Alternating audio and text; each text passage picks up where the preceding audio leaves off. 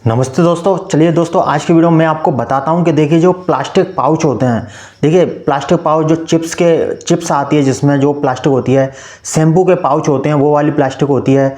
जब सब्जी लेने जाते हैं, समोसे लेने जाते हैं, कोई भी सामान लेने जाते हैं तो जो हमें थैली पकड़ाई जाती है तो वह कितनी खतरनाक है। तो वह इतनी खतरनाक है कि वह धीरे धीरे समुद्र को तो गंदा कर ही रही है वह प्लास्टिक, और जो शहर के ड्रेनेज सिस्टम है उनको भी बिगाड़ रही है।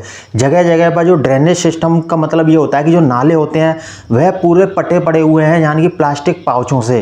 देखिए दोस्तों, प्लास्टिक पाउचों से जल प्रदूषण तो हो ही रहा है, साथ ही साथ ये पानी का जमाव हो जाता है एक ही जगह, उससे मच्छर पनपते हैं तो गंदगी फैलती है, डेंगू जैसी बीमारियाँ फैलती हैं और एलर्जी वगैरह फैलती हैं।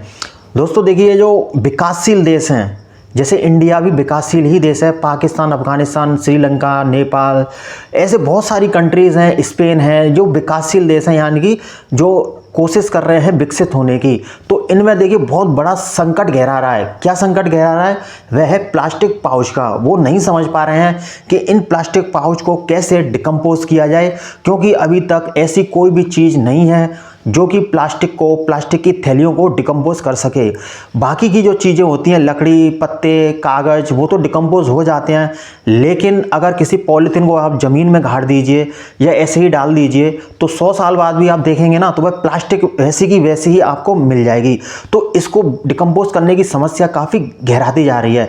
अब देखिए, जो ड्रेनेज सिस्टम है सिटियों का, शहरों का, जो नाले होते हैं उनमें सभी में प्लास्टिक पाउच से पूरी तरीके से चौक हुए हैं, और जब उनकी सफाई की जाती है तो धीरे धीरे कचरा आगे बढ़ता हुआ समुद्र में, नदियों में जाता है, नदियां पॉल्यूट होती हैं। दोस्तों, जब नदियां बहती हुई अपने साथ इन प्लास्टिक को लेकर जाती हैं, समुद्र में मिलती हैं, तो समुद्र में भी ये प्लास्टिक पॉल्यूशन फैलाती हैं, और ये कारण बन रहा है समुद्री जीवों के मरने का। देखिए, आजकल आपने न्यूज़पेपर पर, डिस्कवरी चैनल पर, अखबारों में देखा होगा कि आए दिन आपने देखा होगा कि नदियों में बहुत सारी मछलियां मरी हुई पाई गई, समुद्र में बहुत सारे जानवर, जलीय जंतु मृत पाए गए। वे क्यों पाए गए? पॉलीथीन की वजह से। क्योंकि पॉलीथीन की वजह से जो पॉल्यूशन हो रहा है उसका कोई भी सॉल्यूशन नहीं निकल पा रहा है। आज का विज्ञान, नासा से लेकर इसरो, इंडिया का इसरो और अमेरिका का नासा से लेकर जो साइंटिस्ट हैं वो मंगल ग्रह पर जाने की सोच रहे हैं, लेकिन पृथ्वी पर, हमारी धरती पर जो जीवन है उसे बचाने के लिए कोई भी कोशिश नहीं कर रहा है। दोस्तों, हमें प्लास्टिक को डिकम्पोज करने की विधि बहुत ही जल्दी जाननी चाहिए और इसको बहुत चिंतन करना चाहिए और बहुत इम्पोर्टेंट वर्क करना चाहिए इसके ऊपर कि आखिर प्लास्टिक को कैसे यूज़ में लाया जाए, कैसे उसको रिसाइकिल किया जाए ताकि उसका डिकम्पोज हो जाए पूरी अच्छी तरीके से। क्योंकि प्लास्टिक जो होती है मिट्टी को ख़राब करती है, उसकी उपजाऊपन को ख़राब कर देती है। जहाँ प्लास्टिक होगी वहाँ फसल नहीं होगी, नदी में मिलेगी, नदी का पानी बेकार हो जाएगा, समुद्र में जाके मिलेगी, समुद्री जीव मर जाएंगे।